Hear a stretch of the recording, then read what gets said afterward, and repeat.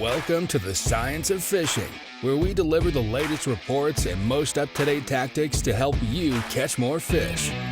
Each episode, we'll get into what's biting and break down exactly what you need to do to get out there and catch them up. Special thanks to Black Reef Spearfishing for sponsoring this podcast.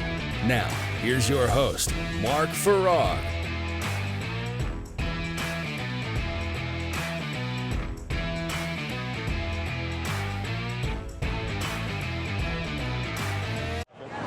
What's going on, everybody? I'm here with Alan Blanco of CCO, Center Consoles Only. We're here at the South Florida Boat Show, the SoFlo Boat Show, and I'm here to talk to Alan about center consoles and all that's going on in that, especially how it relates to fishing. What's going on, Alan? Not much. Thank you very much for having me. I appreciate it, Absolutely, man. Thanks so much for getting on the show. Absolute I appreciate it. Well, we're here at the SoFlo Boat Show. You guys are sponsoring, partaking, partnering. What's going on with that? We were lucky enough to be offered a small partnership with Engage Live, which is Tony Albello, Nelson, and his entire team, which is responsible for a lot of the large events down here in South Florida. So beyond what they do in like concerts in the music world, they used to do the Grove Slam, which was a huge fishing tournament down in Coconut Grove, 200 plus boats, absolutely massive and legendary tournament. So when Tony called me about this, I jumped on the opportunity. I knew anything that we're going to put together was going to be of high quality, and we like to associate ourselves with anything of, if we're going to do it, we'd like to do it with someone that's on the same level of quality or has the same mindset that we do when it comes to that. So we've had the idea of putting together a boat show ourselves a long time ago, but there's so much that goes into this that with all the other stuff we have going on, we can never bite that much off. So when Tony mentioned this, we thought it was a great opportunity to play a small part on something much larger than we can maybe pull off ourselves. So That's kind of how that came to be. And they did it. They killed it. I mean, this thing's turned out pretty awesome. It is beautiful. Absolutely. Yeah. I appreciate you having us here at the show, man. Great Thank you so much. to have you. Yeah, man. So can you tell our listeners a little bit about how, Center Consoles Only came about, what your background was and what that came from? I've been around boats since I was little. My dad had little boats and slowly graduated up, and I have a brother and a sister. My brother could take it or leave it. He doesn't really care about boating or fishing, but my dad and I always share that in common. So we would go, once or twice a month out to fish and bottom fish and anything that we can get out there and do. So I grew an obsession towards boating early on, and I always joke around because my reading material was Boat Trader. I'd grab one, the paper one, from the gas stations every week, for $2 and whatever. Right. So I would sit there and I'd just go through boats, and I was young, had no intention of buying anything, but I could name you a boat from 2 miles out going by. I was like, hey, that's it's a Fountain 23. Or no way. So I just had a thing for it. So I always had like this idea of creating something in the boating industry that was unique and that could create a positive impact. Didn't know what it was, didn't know what it was going to be called, but we attempted to create some websites, and Brian, which is one of my partners, we built a few websites early on, attempting to achieve that goal. He's good at all that, custom codes, websites. So we had some good products that we created, but didn't have the capital to do the marketing, or we didn't really know what we were doing, honestly.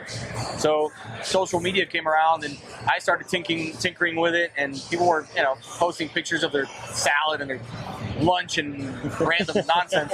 And I started putting boat stuff out there, and I started another page called Poop Deck a long time ago, which funny enough was how it started in 2012.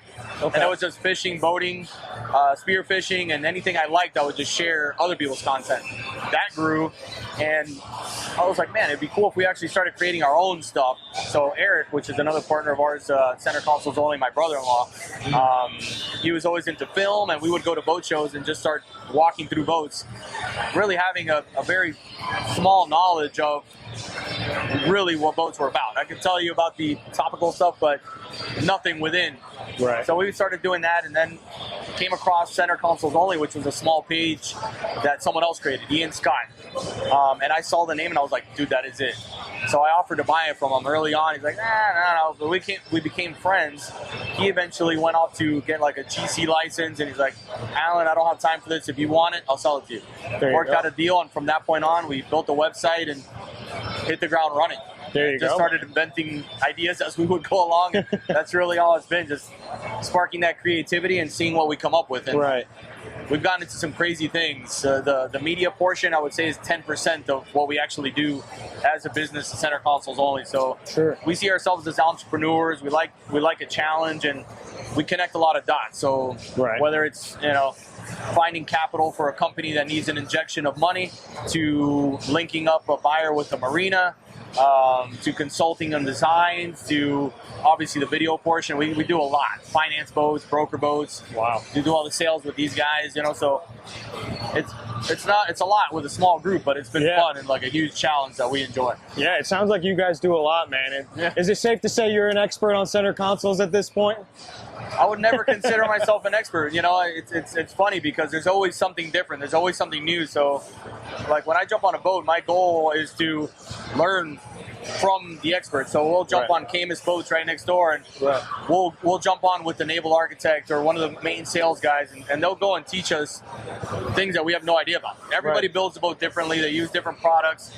They have different ideas of why they created a design. So what we do is try to absorb as much of that as we can, and then we kind of regurgitate it back into a video format that is acceptable by, you know, people, and at least in a way that it's real. You know, we're not telling you a boat's excellent or it's a piece of trash. We're kind of just showing you what it's about. We're learning what it's about, and hopefully, you know, people use it as a sales tool when they're ready to go buy something themselves. So 100%. we're just trying to provide value through information that we're gathering. Sure.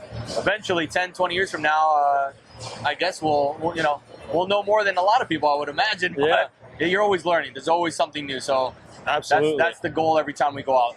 That's cool, man. Do you guys see yourself expanding into like yachts and all that world, or you're gonna stick with the center console small boat style? We thought about it. We actually created CCO.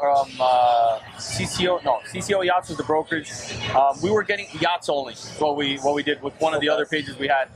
And honestly, there's so much going on the center console world that as of right now, you never know what tomorrow is going to bring. But as of right now, I see us kind of staying and trying to specialize as much as we can on that CC world, where even these big guys are going down to these large center consoles. So it seems like it's just growing and growing. And I'd rather be really good at one thing than be mediocre at several. Of course, of course. Well, dude, that kind of leads me to my next question. These center consoles, you know, I feel like back in the day, they were always a smaller boat, but now you see center consoles being almost 60 plus feet long. Oh yeah. They're almost on the level of yachts. Like, do you see a trend in a continuous growth of center consoles pushing that limit? Or do you think we're really going to hang out in the 30, 40, 50 foot range? It's tough to say because, you know, I don't think anybody thought we were going to see a 65 HCB Australia, you know, when they came out with that thing. So you never know how far they're going to push it. I can imagine we're going to see bigger and bigger things, and these outboards keep getting bigger, more powerful. So it's really tough to say. I mean, you know, the sweet spot I think is always going to be that, you know, 28 to 42 window.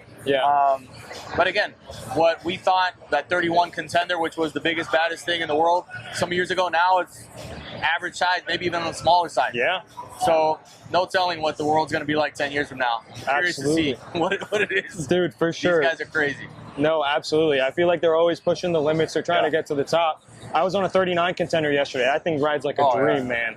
That thing's awesome. There's a lot of great boats out there, a lot of competition, and I think that's great. They always push each other to get better, and that's the only way the industry continues to move forward. Absolutely. I mean, in terms of pushing to get further and further, what innovations have you seen over the time that you've been doing this? You know, what has stood out to you as, other than like Seakeeper and like stuff like that are fitting on smaller and smaller boats?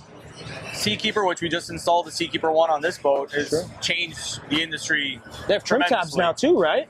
They have the Seakeeper Ride, which is their stabilization system, which is all automatic. We have zip wakes on this, which is another brand that does something similar. It's amazing to see what technology is doing to the industry, making it easier.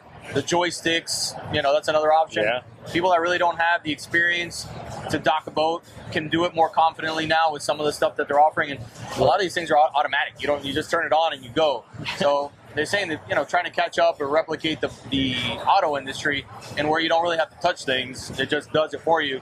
So boats are slowly making their way in that direction. And, you know, even simple things like this NASCO Marine Polmax we have down here. This boat is basically bottom painted, so we leave it in the water. It lives in the water. but you can't see. It's completely clear.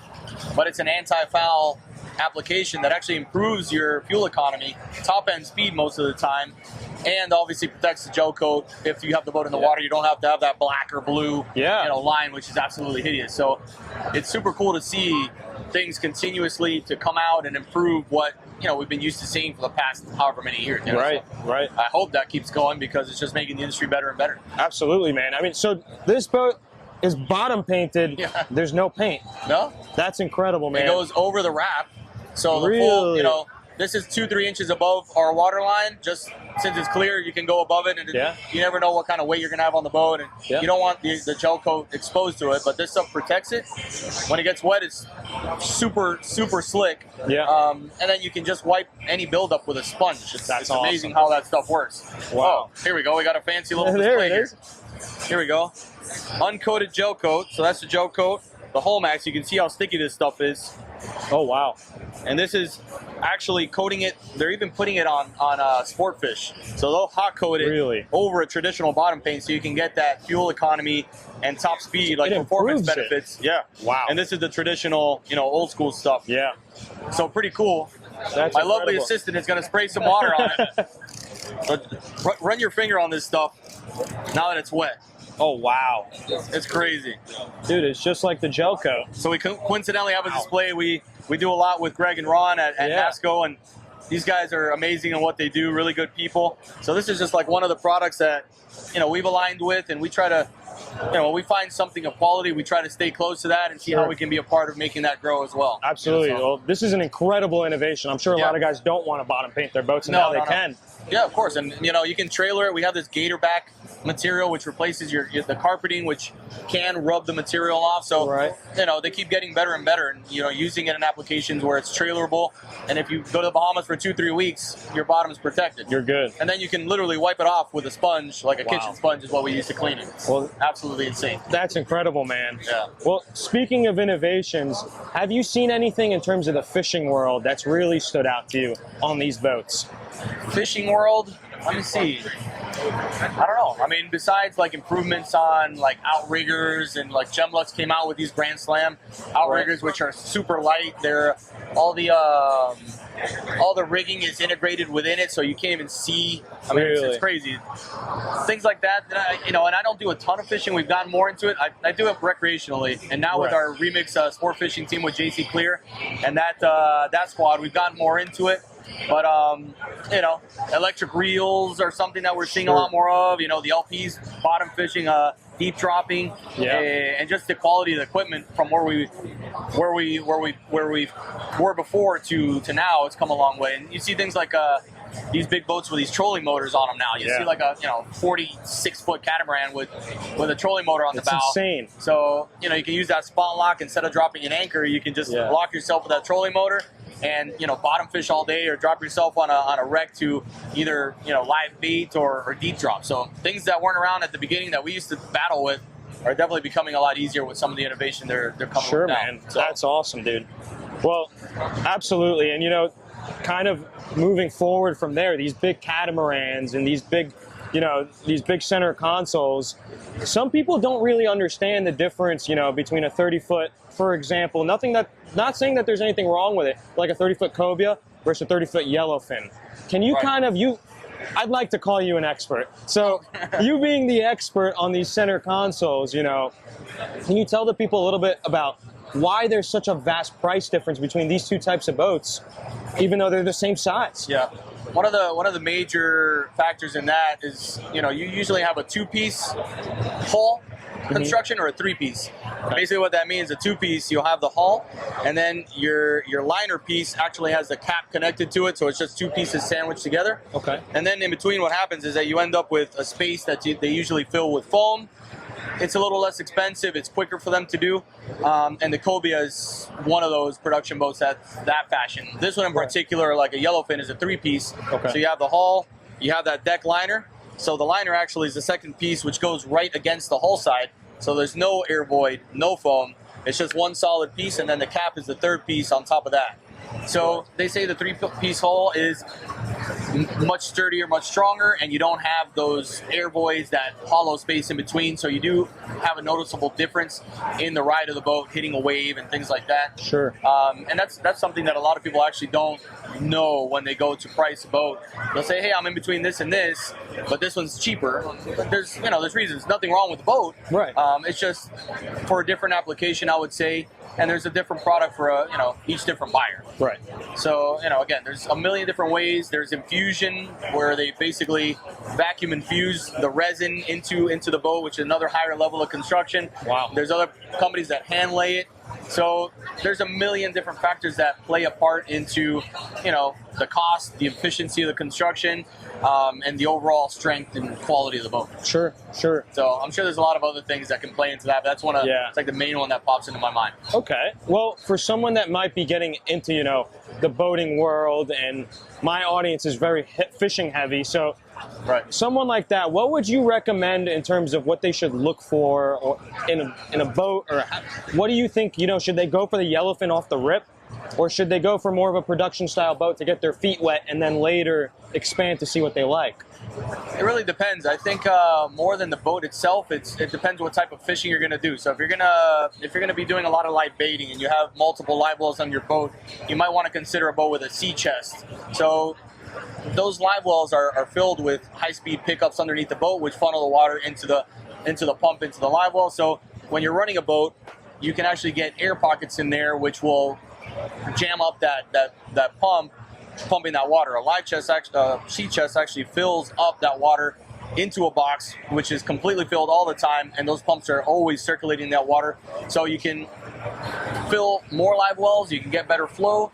So I would almost say it really doesn't matter so much the boat that you're in, it's just how well that boat is prepared for the type of fishing that you're doing. If you're not doing the live bait fishing, you don't need all that stuff. Right. So, again, the boat's going to get you there. I think you can fish on a 46 Invincible Cat the same way you can do it on that Camus Bay boat over there. Right.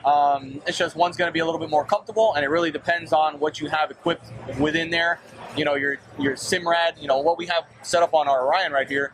We have full open array radar. We have our 24-inch MFD. This thing is built to track birds. Yeah. If we're going offshore and we're looking for, packs of birds that might be on tuna or something else, we can do it easily with that. Right. A dome radar might not be able to pick up birds the same. So there's so many little intricate parts that go into the type of fishing that you're going to do that I think play a much larger role than the actual center console itself. Sure. The center console, you want to make sure you have a well-built boat, something that's going to get you to A and B safely. And, that's what I would say. Again, that would probably be the most important part, those details. Absolutely. There's a lot that goes into it. We could talk here for days about I'm sure, that. man. I know. There's a lot in it. Yeah. Well, dude, I appreciate you getting on the podcast. I'd love one last thing. Tell us a little bit about the giveaway you're doing. Oh, yeah. We've done a couple of giveaways. We did a 23 Reef Runner, and we just recently did our Costa 264 that went up to Virginia Beach. So we're doing another one now. We want to kind of keep that going because we see that as a win-win for everyone involved, and just so everyone understands how it goes, we get work out a deal with the boat. We get to use it for a while. We work with amazing brands like Simrad, Lowrance out there, Zip Wake, Seakeeper. So they're looking to get us out there so we can use the product, and that way we can speak more intelligently when we get on a podcast like this one or talk to just the friends that we make in our community here. So we used the boat for a while. Basically, when we put the raffle together, we do make up the costs of the boat, which is a little less than what the retail would be. So we do that, and from there, we've actually almost given $300,000 to Ride Dry, Drive Dry, a nonprofit. Wow. Which we want to continue to do as well. So, we get to use the boat for a while. We get to build it out, get crazy with the design. Yeah. Use it as a vehicle for our business, for advertising. Then get the exposure out there to get a high-impact, exciting giveaway together. That way, the advertising for the companies we work with, the manufacturers, and we always try to link up with the best. Of course. Thankfully, we have a lot of opportunities, and we always try to link up with top tier stuff, and then we switch around a few just to test them out, and that way we learn, you know, a little bit Sure. of each one. Yeah. So once we do that, we give it away, and the last 2 guys that have won it, I've won it with a simple ticket, you know, $100. Wow. To get into it. And again, we just took the coast to the Virginia Beach. Wow. And delivered it to the new owner there. So they get a boat. We get a few of these out there. We keep the wrap on it. You know, they can do what they want with it, but we'd love to have a few more of these out. So we're gonna do an Explorer X7 now, which is a, you know, badass skiff, like completely tricked out skiff. It's sweet, man. We have it here at the SoFlo Boat Show outside. We're going to use it for a little bit. We're getting all the legal stuff because there is a lot of legal stuff to make sure, you know, we do it right. And if we don't do it right, I'm sure we're not going to do it at all. So that we're hopefully going to announce that in the next few weeks or next month or so. So once that goes out, you can get in the action there, and we'll be giving that one away soon. There you We go. got some other stuff lined up, hopefully. And then this Orion, we're going to enjoy this one for a little bit, but maybe down the road we'll do something crazy with that one too. Awesome, man. That sounds Yeah. awesome. Well, Thank you. You guys heard it. You guys got to get in on these raffles. You guys got to support CCO, Center Consoles Only. Thank Sir, you, we Alan. appreciate it, Mark. Thank you very brother. much. For sure. Keep doing a good job with what you're doing as well, and thank you for having us here on your podcast. Yes, Pleasure. sir. Thank Let's you. get fishing someday soon. Let's do it soon, man. All I'm right. down. Let's go. We got to get some blood on this thing. Yes, sir. Not our own by cutting ourselves. Brian has some blood on it. There you go. But, we haven't gotten fish blood on it yet. So I'll put you on some fish. No worries. Let's go. All right, man. man. Thank you. Appreciate it. All right. Thanks again. Thanks for joining us on the Science of Fishing. We hope that this was helpful and you learned something for the next time you're wetting a line. Follow us on Instagram at Science of Fishing, and make sure you subscribe to stay up to date on future episodes and share this with someone you know. Until next time.